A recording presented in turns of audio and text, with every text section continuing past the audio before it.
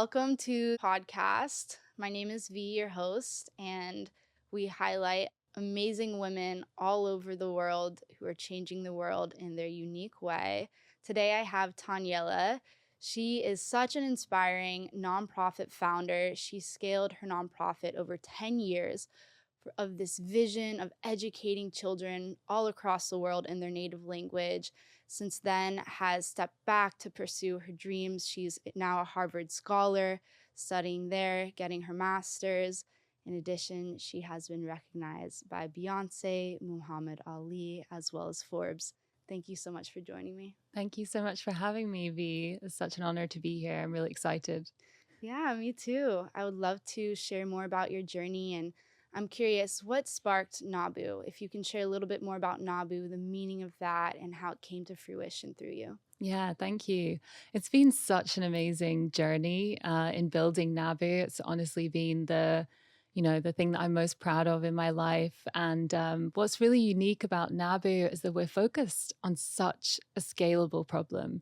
Mm. So for me, the turning point was I was working in Haiti and I worked there after the earthquake on building a school. And one day, as we were building the school, we decided to take enrollment in the community for the school. And we'd laid the plans for 900 kids, and thousands of kids showed up to enroll to school.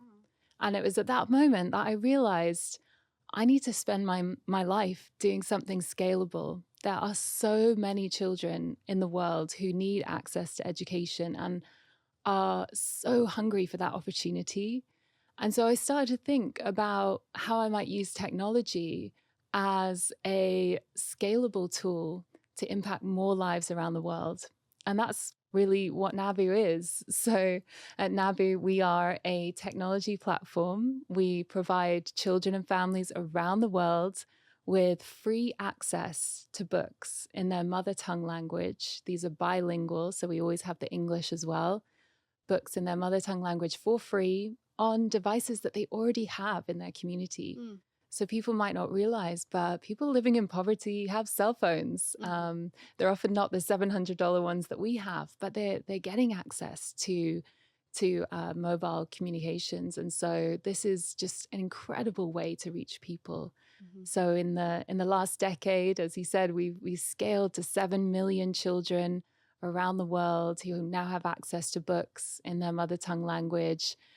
We've reached over 4 million in revenue, which is, yes, amongst the top 1% that kind of reach that level of income. So really proud of what we built. Wow. I love hearing this story, especially because you guys are doing really creative things to not only share existing materials, but also create new ones as well, right? Yeah, that's right. Yeah. One of the really unique things about Nabu is that we didn't just translate our Western books into Swahili or Filipino. We actually worked with local artists, local creators to have them tell their stories for their children. So what we've pioneered is a model of community workshops. We call them authentic book creation Mm, labs like that. that are sponsored by HP around the world. So we bring in technology and basically we work with local artists to help them tell their story. Mm. So we have a blueprint for what is a high quality, pedagogically sound book for children. Mm. And then we give local artists creativity within that.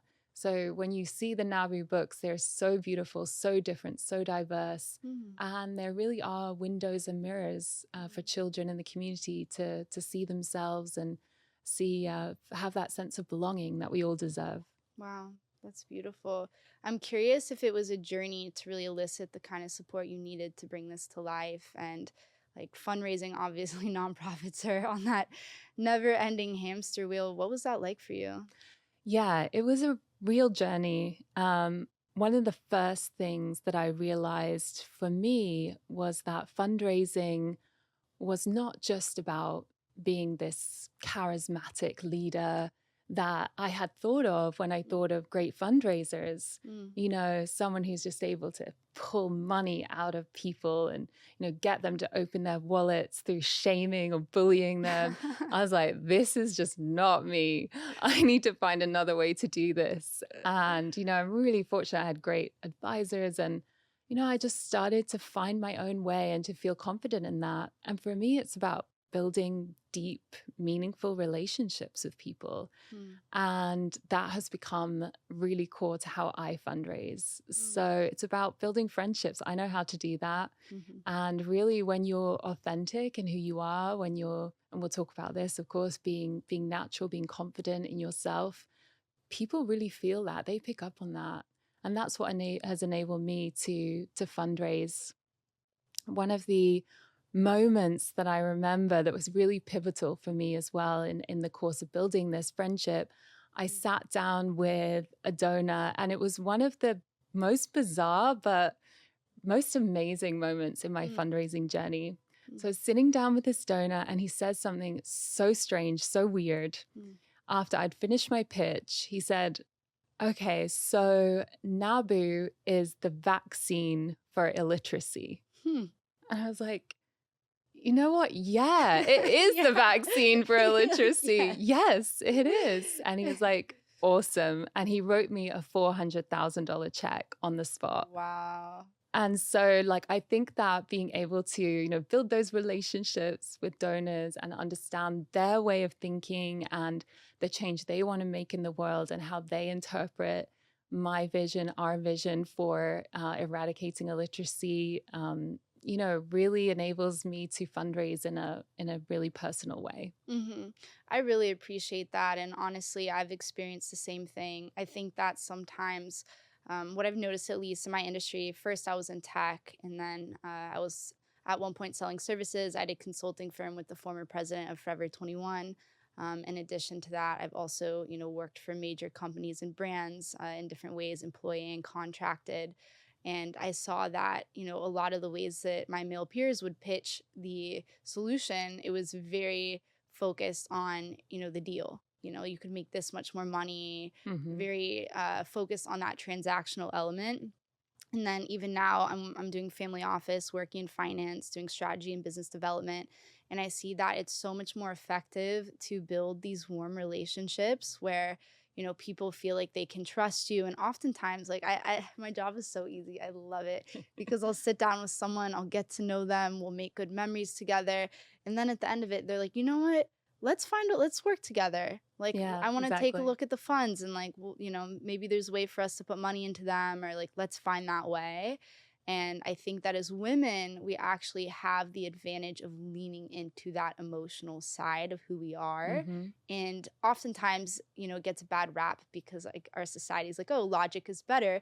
But in reality, I think that women actually have a huge advantage to like leaning more into those emotional qualities. Yeah, I completely agree.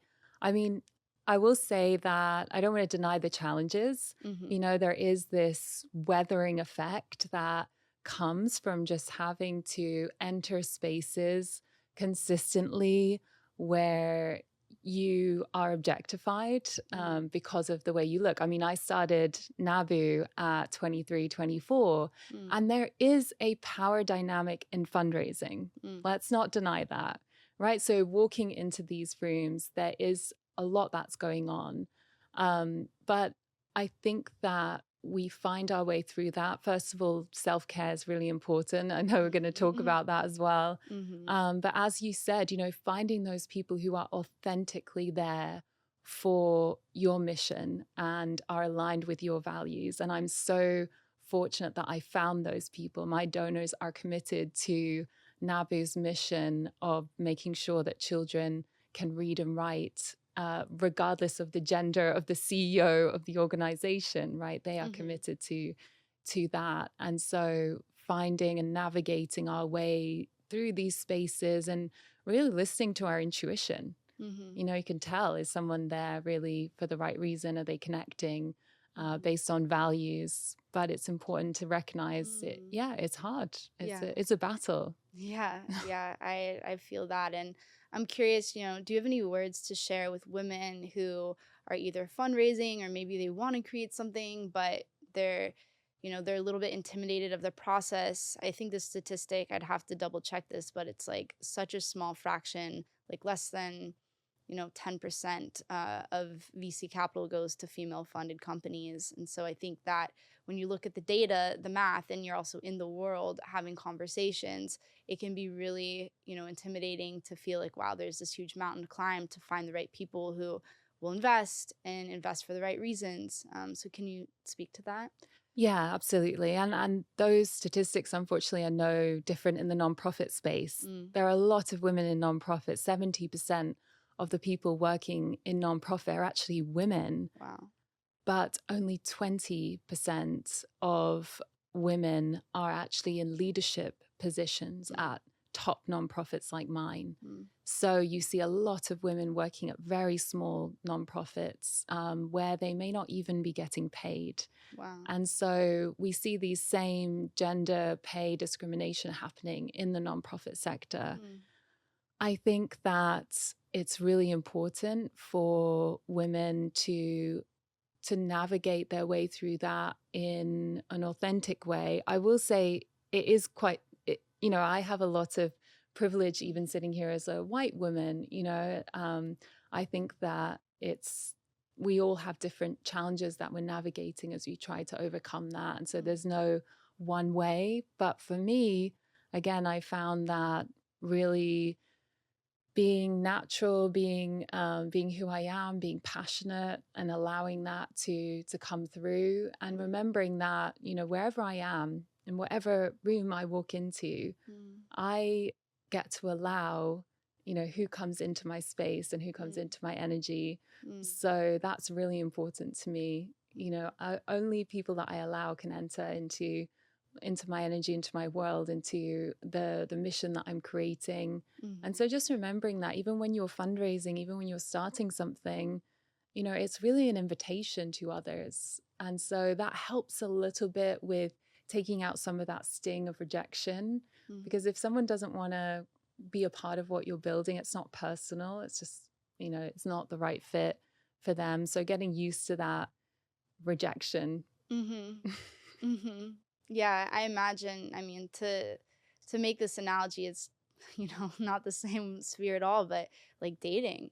Yeah. Like, would you want to spend time long term with someone that makes you feel uncomfortable or doesn't actually have the same vision? And Yeah. I think that the faster you can get to that space of like true compatibility, more time saved for both parties. So I definitely agree having that mindset, it's a mutual fit, Yeah. just as much as you want the resources, you also want the right person to give those resources. Yeah. And each person is naturally earning that place, through the due diligence process that is happening mutually. Yeah. And, build on your strengths. I Mhm. started Nabu actually with a Kickstarter campaign.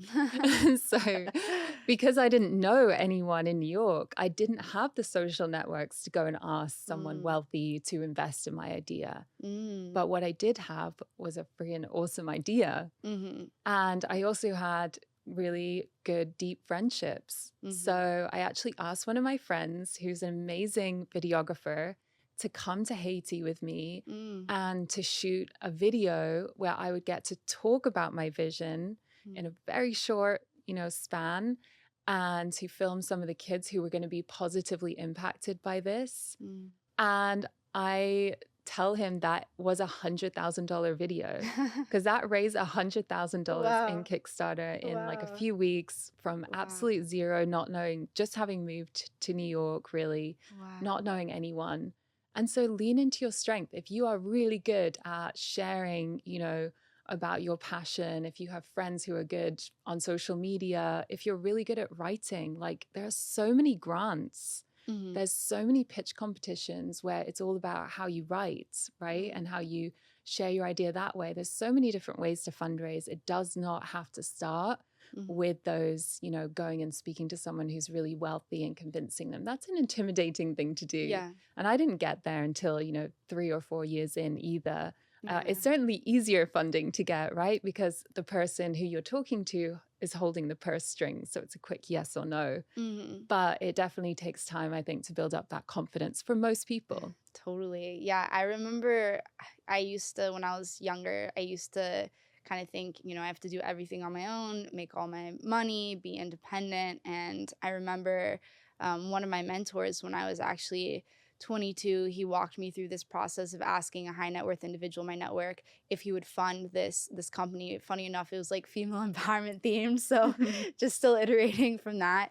And the amount of escape velocity it took to just get to a place of being like, oh, I can ask for money and there's like a way to do it and there's a way to do it gracefully. And like when it clicked in my brain, I just realized like, wow, the whole world runs on this, And Yeah. and a lot of men like they don't think anything of it because I think about it this way, like men, back in the day, they used to hunt together, conquest together, war together, and business is kind of like the modern day version of that. So there's already this bonding mechanism in place over time of like them coming together. So I don't think it's as much of a hurdle to be like, hey, like, do you want to throw some money into what I'm doing? Or like, let's do a deal together, But like sometimes as a woman, it can just feel very intimidating to be like, will you give me money so I can go build in the world?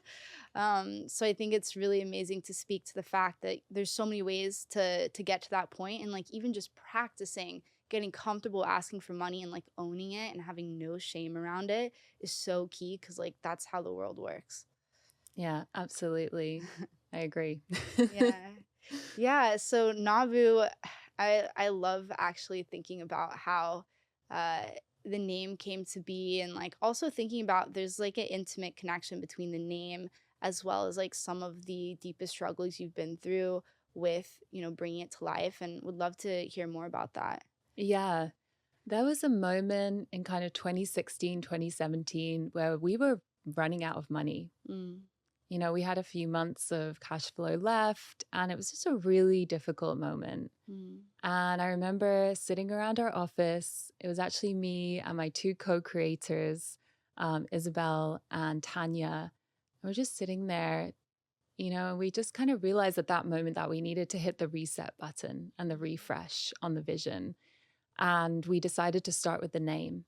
mm, And so it was amazing. Again, we had no money, but we got our friends together to help us re envision the brand. mm, And we came up with the name Nabu, which actually means the god of literacy and wisdom mm, in ancient times. So in ancient Babylon, mm, the god of literacy and wisdom was Nabu. And so it encapsulated this idea that we had that knowledge should be available everywhere to everyone. mm, And that became a real rallying cry for us. And our friends got together. We got, mm, the venue donated. We got drinks mm, donated. We got amazing performance donated. And we did this huge launch event. mm, And there was a line around the block to get into the launch event of our nonprofit, the mm, relaunch, the rebrand of it. And it was such a powerful moment.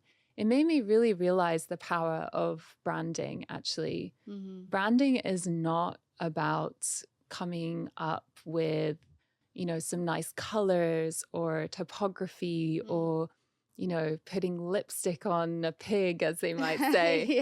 Yeah. It's really a process of visioning. Mm, So when you do branding really well, you actually envision what your vision is going to look like in 10, 20 years. mm, And you create it now as if it already exists. mhm, It's such a powerful process to go mm. through. And coming from the nonprofit sector, you're like, you do not spend money on marketing, you don't spend Yeah. any money on your branding. And I think that other organizations that have been successful in our space, they do have powerful brands. And so Mm, I think, it is really important that we find ways to invest in branding. And that was a key turning point for us. mm, It changed how we felt about the work we did. And Nabu also really connected us, most importantly, to the communities that we're working with, mm. because Nabu is a word that can be said in almost any language. Yeah. It's easy to say, it's 4 letters. Yeah. And so it really connected us to our communities even more and enabled us to grow exponentially the next Mm. 5 years. Wow. Yeah, I love that you're highlighting the fact that, it was a team effort and people really showed up for you, showed up for the vision. And I want to double click on that a little bit. How has love played a role in your life as you've stood on these front lines and really blazed that path to, be a rare example of this kind of this kind of success? Like, how has romantic love showed up for you? How has, your friends showed up for you? I think that's really key. Yeah, my friends have shown up for me in such a powerful way. It's one of the reasons that we shy away from the word co founder, Mm, but rather co creator. mm, And it's this idea that there is no hero's journey. It's actually, there's a collective journey of us co creating this organization, this mission and vision together. So even though I'm, the CEO, was the CEO a few mhm, months ago, we try to consistently make sure that we're building with the communities that we're working with, that we're lifting up the voices of our mhm, local country directors and managers, and that we're going it together. We're doing this distance, this journey together, and so that's been really important. I would not be here without Tanya and Isabel. mm, That have both sacrificed so much for Nabu. And now we have new leadership, Camille, so many others that are building Nabu and taking, our vision forward. So that's really important. And I think that is different about how we build at Nabu collaboratively. And then in my personal life, yeah, it all comes down to cuddling. It sounds ridiculous, right? But like physical touch just is really important to me. Like Mm, to feel, I'm always so much in my head, but to feel embodied and connected and remember that I'm a human being first. And, we all need love. We all need connection. We all deserve to have that. We all mm, deserve to feel, that warmth and connection mhm, of someone else just holding us. mm, And yeah, for me, with my partner, Matea, she's just there with me every single step mhm, and so excited for the journey. Sometimes I come home, right now I'm coming home from school, which sounds mhm. really funny, but when I come home from school, yeah, we'll just take a nap together and cuddle, Aw, and it really fills me up so much and mm, powers me to do this work that I'm doing. mm. So cuddling makes you a better businesswoman. Cuddling makes you a better businesswoman, 100%. I honestly can really relate. It's funny because I feel like the more that I'm in high stakes environments, and you know this, and I think a lot of women know this, it's like the level of precision that it takes to really move through a certain crowd and just, build the right relationships and come off the right way. It's, the articulation, it's the body language, the movement, the eye contact. There's so many elements of it. And I notice you know, sometimes like I'll see guys that can get away with just being way more belligerent and, like people brush it off. But I think as a woman, you have to really like refine. And I like to decompress by just being very physical. So weightlifting and Ah, cuddles and snuggle wrestling and, uh, hitting the bathhouse, love spas, love baths, love hot water. And I feel that I've noticed a correlation with like the more high stakes environments I've had to be in and just really perform, mm. the more I just need to come out of that and just like feel oxytocin, relax, like just fully be in my body and just reset. Yeah, it's so powerful. Yeah, I love to put on some music. I love to listen to Annie Lennox. I grew up on Motown, Mhm. and just, dance it out. It's Mhm. so important. Get back into your body, Mhm. feel yourself, feel your spine. Do you have a favorite dance move? Do I have a favorite dance move? I love salsa. My mom actually started a salsa company when I was in my Hmm. teens. She left her job. Wow. She's another powerhouse woman. She's amazing. She Mm. left her job to start a salsa company. So she dragged me along with her to all of her salsa classes. Oh wow. So I love to dance a bit of salsa. But yeah, just like being in my body. And I wish I'd known that sooner, honestly, because I completely agree with you. We put on this armor Mm. in order to go into those spaces, as we were talking about. There are different expectations on how we'll hold ourselves, how we will represent ourselves in public. Mhm. There is a double standard. And so, having those spaces where we can just let go and be Mm. free is so important.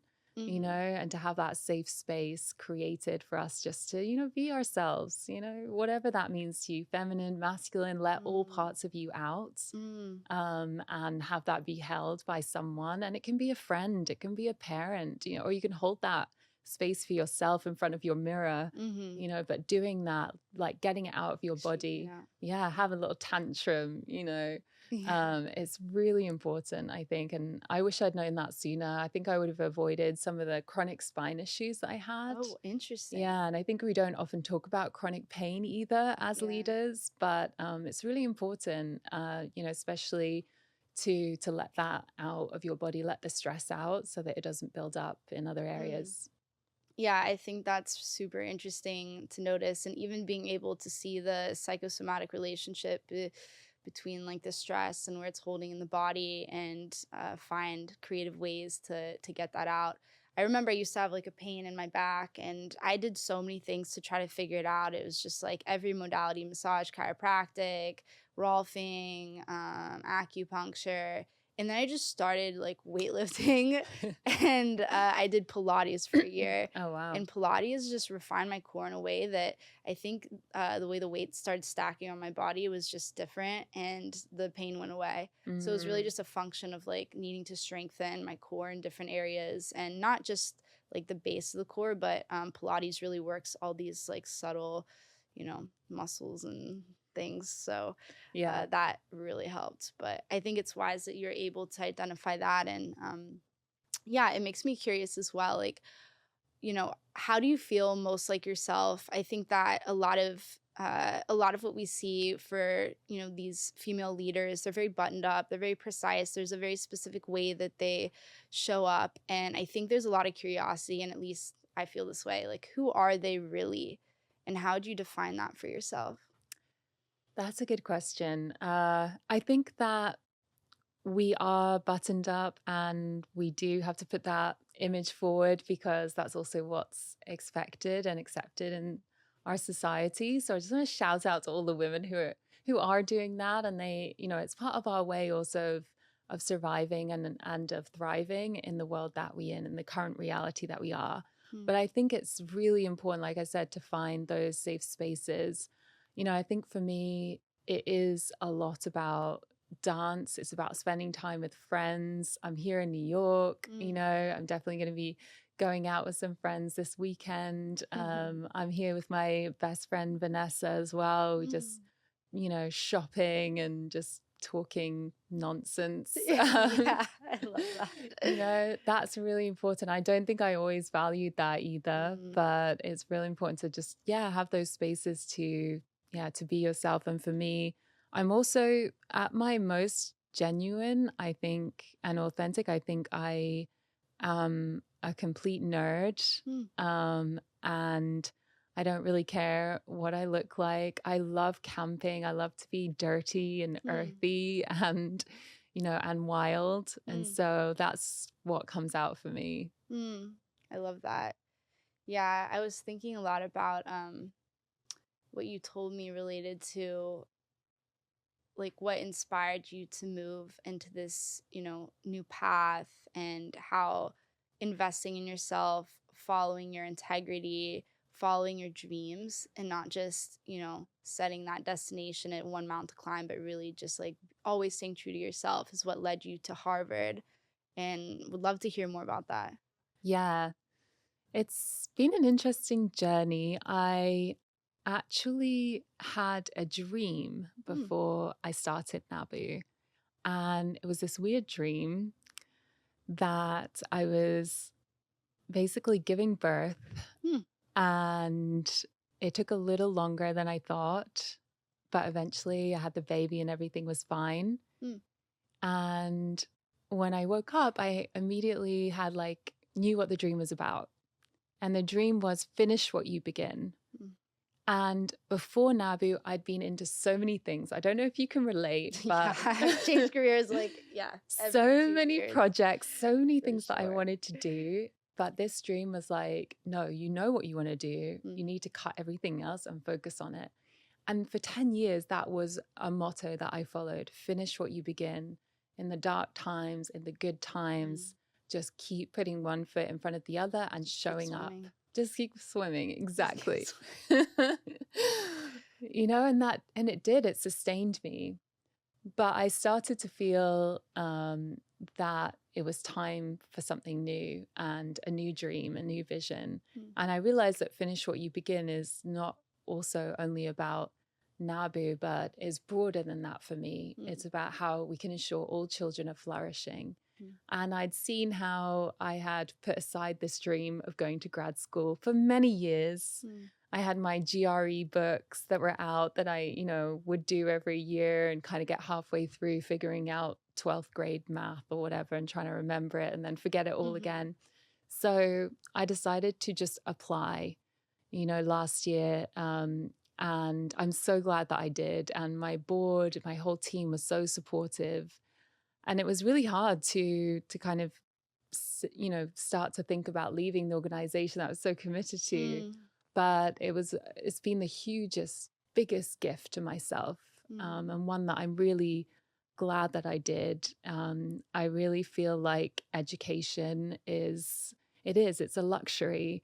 And the fact that I get to, just go deeper in all the things that I'm really passionate about and spend time following my curiosity this year it's about me and investing in the things that I really care about. And of course, because I'm an entrepreneur and I'm always building, it's about building the next thing as well. Yeah, I'm curious to learn more about that. But before we dive in, I have a question for you, and hopefully you'll be candid with me. Oftentimes we see that the glorified women in society are the beauty queens, the models, the actresses, the entertainers. And it's definitely, a path that has its challenges. Also, focusing on the educational piece, making money with your mind through technical disciplines, entrepreneurship, that also is a path with its challenges. And like, candidly, you could have, walked either path. You're a beautiful woman, naturally beautiful. You're also tall, very striking, well articulated. And how have you kind of made sense of your journey when you see that, you've worked so hard to achieve the things that have achieved, and you could have walked this other path as well but chose not to, and oftentimes it is that other path that is more highlighted or glorified by society? Yeah, that is a good question because it was something that played on my mind earlier on. Definitely when I was at high school and college, I would get scouted for modeling. But I think it comes down to like my values. So this is just for me and no judgment on what other women choose to do or not. But I really believe in, you know, doing things in alignment with my values. And at the time, I felt as though the modeling industry was highlighting a version of female beauty that was completely alienating for the majority of women, and also really promoting a body image and a version of health which is not actually healthy. Why were we trying to aspire to be that particular body type? And so it just came down to values. I knew it wasn't aligned with my values. I have a little sister who's 10 years younger, and I didn't want her to see me in that career glorifying a body type that, not all women can have or even want. And so, yeah, for me, I would just say to young women, like, just if you want to change the world, and I genuinely think that a lot of young people, they want to make an impact on the world. If you're listening to this podcast, you're probably among the top, let's say 5-10% of people in the world, maybe even 2% in terms of your intelligence, your interests, the opportunities that you've had.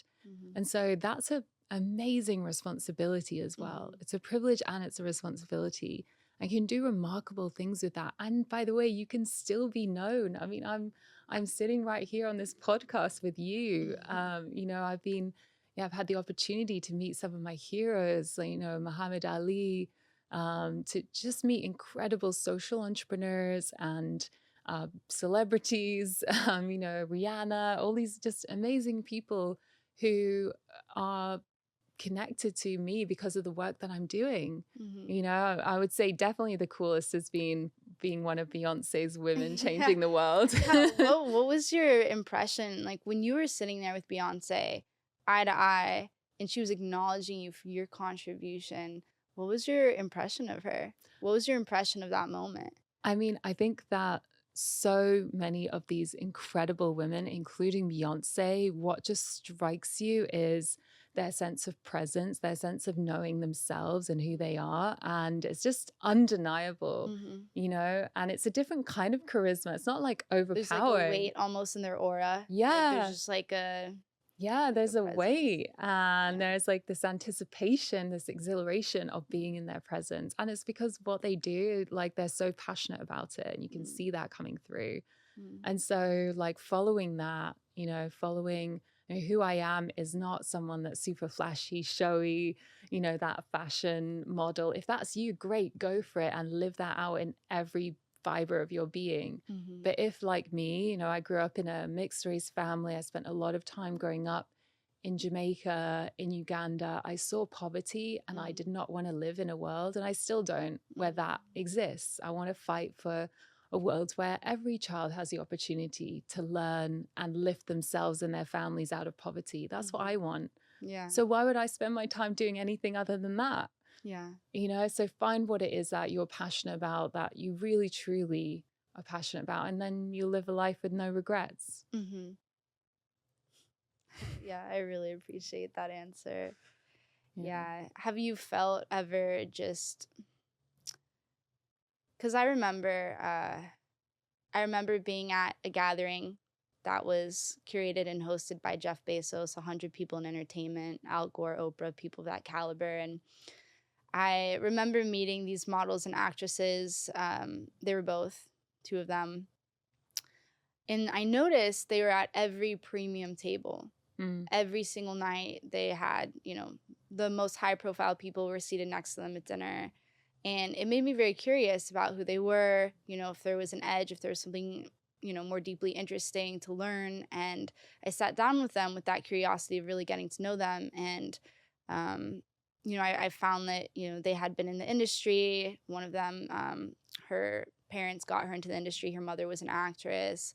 And I had this curiosity and I asked them point blank. I was like, it's amazing, what you guys have done, and it's amazing the access you have. We're the same age. I think they're, mid to late 20s. It's amazing, that you're chosen to kind of have all these different relationships, access, it's really great. I'm curious if you could just name one woman that's your peer that you look up to or that you appreciate that's making money with her mind in any industry. It could be scientist, AI, quantum, could be, an entrepreneur, a mother, some kind of super mom that's also balancing out something else. Um, yeah, nonprofit space, artist. Like, is there, a woman that you appreciate that's making money with her mind, some kind of discipline? And they both sat down and they took a minute and they looked at each other. And like, I could tell they're like scanning through the database of everyone they knew. And they just looked at me like, I don't even know one. Mm. And so it really made me realize like there's a huge asymmetry right now, I think at the expense of, creating this holistic perspective of what femininity is for the world. Mm. It's a disservice in some ways, to the young women who are curious what does it mean to be a woman, what's possible.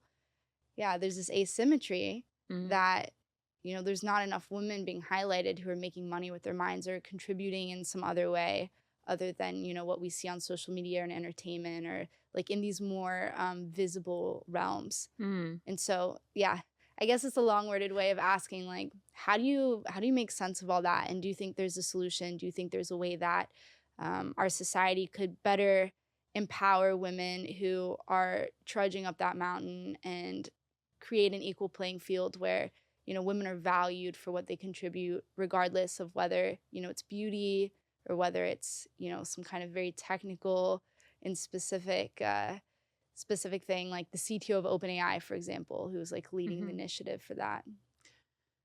Yeah. I think it's about the stories that we tell. And I think that's why this podcast is really important, because the stories that we tell define the society that we have. And so we can't look at the individual and say, well, she's wrong for wanting to be an influencer rather than being a social entrepreneur, right? Because most of us would make that choice because it looks far more exciting to be an influencer than to be a social Probably a better entrepreneur. lifestyle too. You probably, trying to eke it out, or at least you would think Yeah. that. I mean, I'm here to tell you that you can earn actually being a social entrepreneur. It's okay to get paid. There are standards in the nonprofit sector as to what you can earn. And so if you are bringing in a good amount of money for your nonprofit, and we've talked about how to do that in a way that's authentic, you can certainly be earning well. And some of what's going on in our sector is trying to reduce the stigma around nonprofit leaders getting a salary. But I would say that the stories we tell are really important. So what you're doing here with this podcast and putting out these stories and saying, hey, like it's completely possible to have a nonprofit organization and to earn well, or to be a scientist and to be recognized by your community, by the people that you respect. The stories that we start with at a very young age, I think, are incredibly important. I grew up with Disney, and Disney was created a lot of these narratives created in the 1950s by, frankly, a bunch of white men. And so we grew up with 1950s values, right? That a man was going to come in and save us on a white horse. And when you actually look at some of the original stories, like if you look at the original Cinderella story, it has nothing to do with a man on a white horse. It's actually a Eastern European story about a woman who gets the intuition from her mother given to her and who goes on a story of really finding herself. That's who Cinderella is. And that's way more true to who I think we are as women. So how do we tell these stories?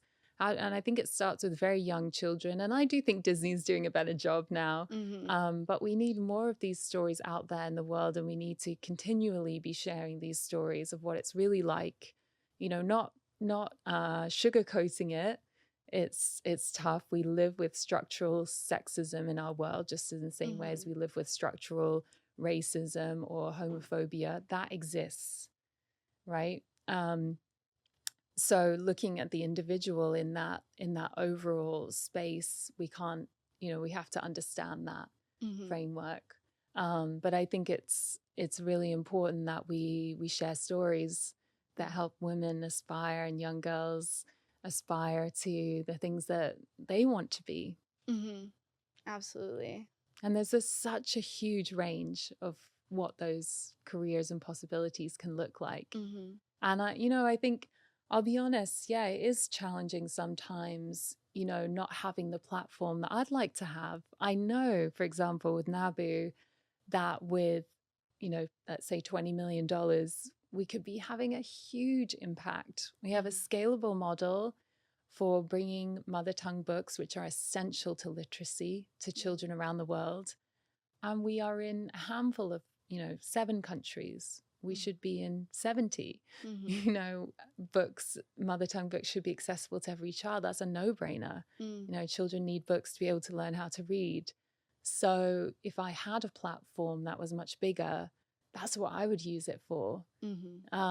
But I think that again, it starts with what is your story, your values, and then, finding that platform later on and finding others to partner with. So if there are influencers out there as well who want to have a greater impact, partnering with charities, with nonprofit leaders, helping us to get our word out about our mission, that's a really powerful way as well, with standing with women together and using their voice for good and their platform for good.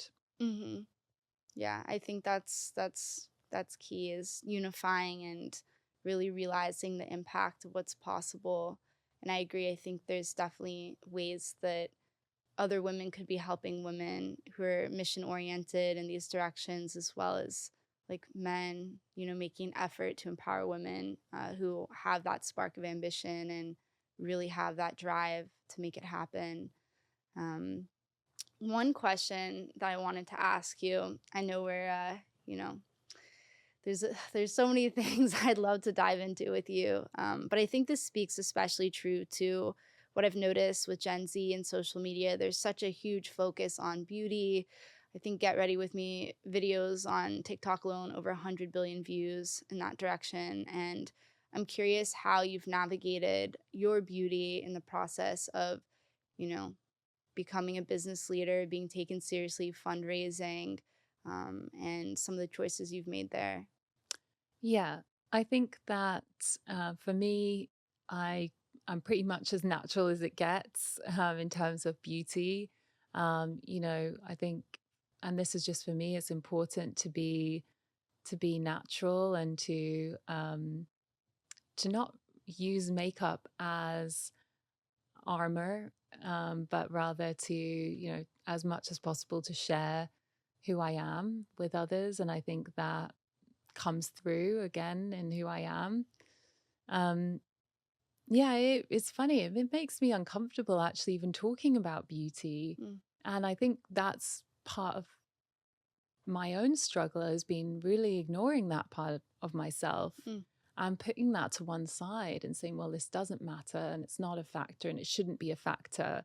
And in a way, hiding it because I just didn't want it to matter, even though, mhm, of course, we're all human, it does matter. mhm, I think more recently, I've become a lot more confident mhm, in, how I see my beauty and my beauty in my eyes, um, and really owning that. And, for me, it comes from this place of security in myself that I can be beautiful, whatever that means to me, that I can mhm, be beautiful, and that there's kind of like this almost like protective layer around me. It sounds strange, but mhm, that's how I envision it, where I only allow people into that as far as I want to let them in. And we talked mm. about this a bit before, Yeah.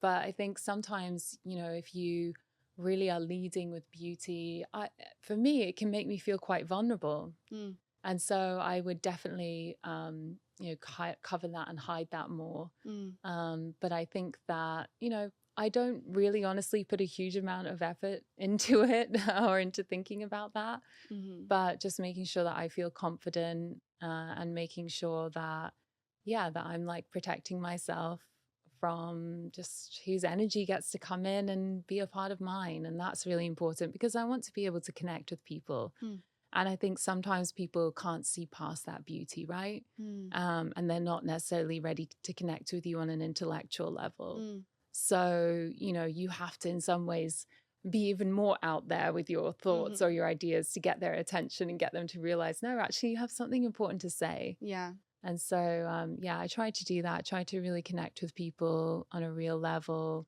Eye contact's really important. But yeah, making sure I feel safe. Yeah.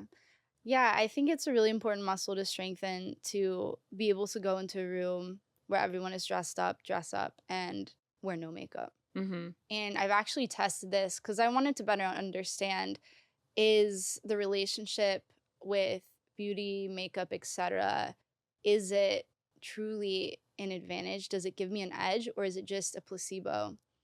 And I personally cannot wear that much makeup. It like suffocates my skin. It makes me very uncomfortable. I break Mm. out.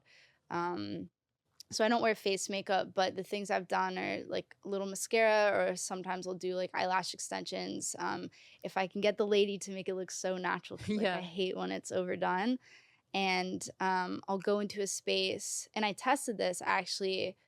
Um, I remember I had these eyelash extensions called Lashify that actually look quite natural, and I put them on. And I went and hung out with like these different business partners, also guy friends, also romantic interests, and just saw the way that they related to me. And then the next time, and this was like in a week period, so like I did it back to back pretty quickly to just kind of test like same people. And I went the second time, no makeup, and I realized that it was complete placebo. Like Wow. the true, like they treated me the same, and honestly, even better. I felt like the chemistry was even better sometimes without the makeup or eyelashes, because like I could just feel the almost like I was like more clever, funny, or like the warmth was radiating out more Mm. because I wasn't leaning into like something else to basically, attract or like hold the attention. Like it really was just an energy coming out of me. So I think that hearing that, being natural and not getting too caught up in like doing all the makeup stuff and just like holding true to yourself has actually, been an advantage in business. I'm really glad to hear that because I think we live in an era where there's a lot of pressure on women to do the most to even leave the house. And I think it's such a good reminder that like keeping it simple and just cultivating what's inside is one of the most important things we can do. Yeah, I love that you did those experiments.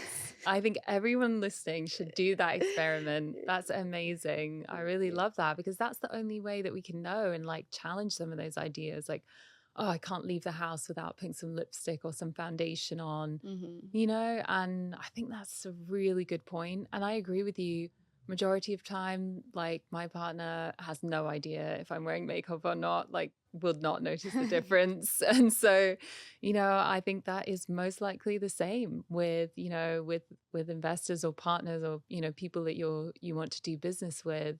And I think it's that presence that shines out. I Hmm. will know that when I went through a really challenging time in my personal life, that was actually when I attracted much less positive, like business relationships or fundraise Mm. less, And so, more so than makeup or getting older or whatever, the thing that kind of dipped the bank account was not how much makeup I was wearing, but how passionate I was able to be Mm. about my organization. Mm. And if you're burnt out, you're not bringing any passion to those meetings. Mhm. And people feel that and pick up on it. Mm. And as I started to build myself up, started to work out every morning again, went down to 3 days a week just to get some rest. Mm. I raised more money than I'd ever raised before in Mm. 3 days, of a week rather Wow. than 5 days, just by, as you said, cultivating myself and my presence, making sure that I had that energy level. And so I think, yeah, if you're putting all that attention into that, I mean, Steve Jobs, right? He would just wake up and put on the same sweater because it's a mental load.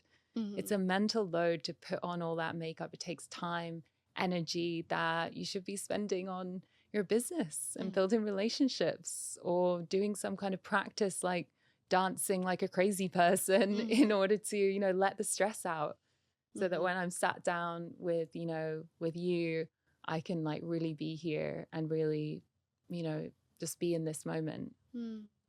Well said, well said. Yeah, I think to wrap this up, I'd really love to give you the space to just, share anything else that comes to mind and also just give us a sneak peek into what the future entails for you. I know that you've been really letting this creative process, this dream, this vision simmer while getting Nabu to that place and following through and holding true to that dream that you had of like finishing what you started, knowing you would for sure hit that milestone and being able to now transition into like the next era. What does that era look like? Yeah. Well, I'll just say Nabu is going to completely new heights. I'm so proud of the team and the extraordinary women and men who are taking it to that next level and continuing the dream. It's all of our dreams. We're going to finish it until every child has equal access Mm. to the books they need to read and rise to their full potential. So I know that's happening. So definitely, if anyone's listening, nabu.org, please check us out. It's so easy to donate, to get involved, to help us bring this mission about.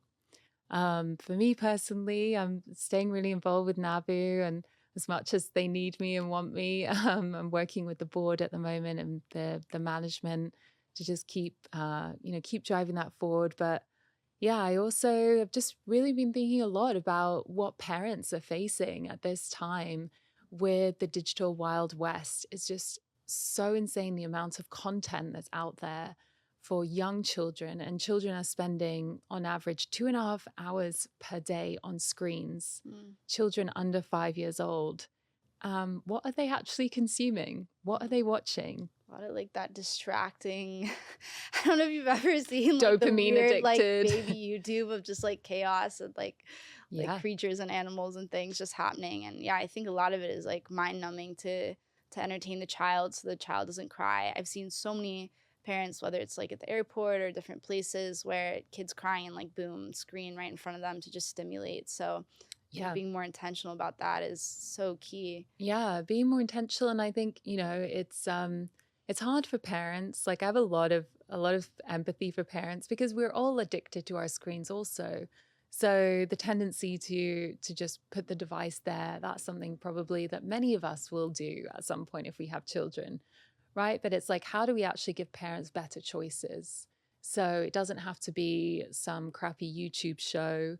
That can be something perhaps that, shares some of these deeper messages around, Mhm. your identity and who you can be when you grow up, and shares some of these role model stories. Again, like stories shape who we are as humans. I Mm. really believe that. Mm. And so I believe that, starting young with the right kind of media diet, we can actually start to create the world that we want to see of empowered men and women that, are leading and flourishing. Mm. And so, for me next, I'm really interested in AI. I'm thinking about the intersection of AI and digital transformation and also media and young children's development, cooking up something in that space. So I'm Yeah. really excited about that. Maybe partner with Jonathan Haidt. Yeah, exactly. Yeah. Yeah, he has an interesting take. I don't think it's so doom and gloom as he points out, and I think there's some flaws in his argument. But no, I mean ultimately, I would say I'm more on the optimistic side of the Nice. potential of technology and media to be a force for good. It's up to us how we want to use it, right? It's not an evil in and of itself. It's Mhm. how we design it.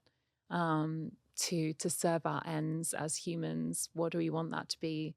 And how can we turn that isolating moment of watching a screen, to soothe your child into a moment for connection and meaning? And Mhm. I think that's absolutely possible. Mm. That's amazing. Yeah. Any final words for women that are watching that are kind of in this period of exploration and thinking about like how they want to shape the world and just like feeling curious to some of these women's stories that exist? Any words for them? Yeah. I would say if you're listening to this, maybe take a Saturday and take out a blank sheet of paper and draw a vision board.